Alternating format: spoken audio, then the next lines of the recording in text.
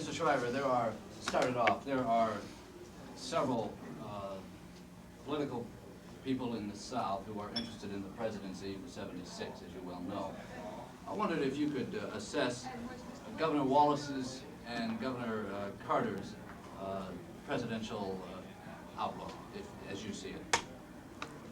Well, I'm not totally familiar with the activities of either Governor Wallace or Governor Carter, but I think that the South is going to have representation at the highest councils of the Democratic Party even more in the future than it has had in the recent past. I think the South has become and is an integral part of the United States in every possible way, that it does not have particular difficulties which distinguish it from the rest of the country. I don't think there's a need for Southern strategies or Northern strategies. I think what the people of America want nowadays is an American strategy. And that kind of a strategy would serve the best interests of the South as well as the North or the West. Do you think Governor Wallace's illness or handicap is a handicap for him as presidential material? Yes, I do. I think that the presidency and the vice presidency today require the services of a person who is totally well physically in order to bear the burdens of those offices. The presidency has become a job so big and so diversified that no one is really qualified to carry out all aspects of the presidency. But at least we know that good health is an essential, I believe, an essential part of the qualifications that a person ought to have entering into that position. Now, Governor Wallace is not, so to speak, like Franklin Roosevelt was. Of course, Franklin Roosevelt was paralyzed from infantile paralysis. But as I understand it, Governor Wallace is not only paralyzed in large part, but he also does suffer quite a bit from time to time and does require medical assistance to relieve that pain. I feel very sorry for him because I think that he's got tremendous political sensitivities and abilities.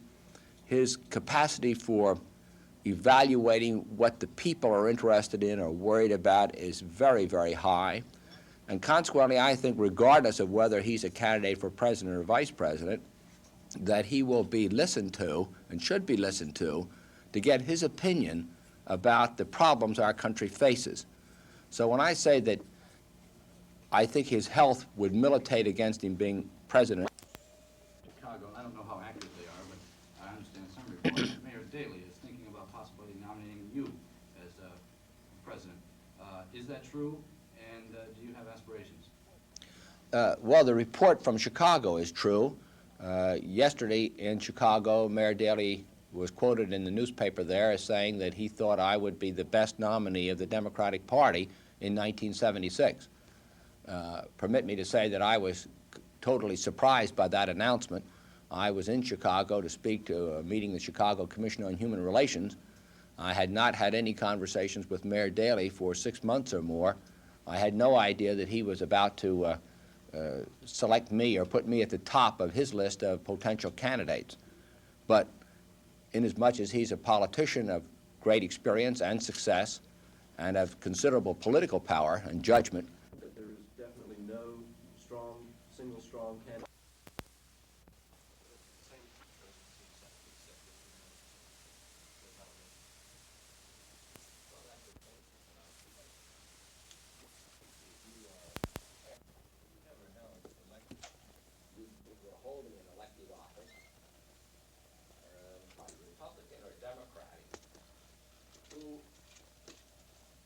in whom they can place sufficient trust and confidence.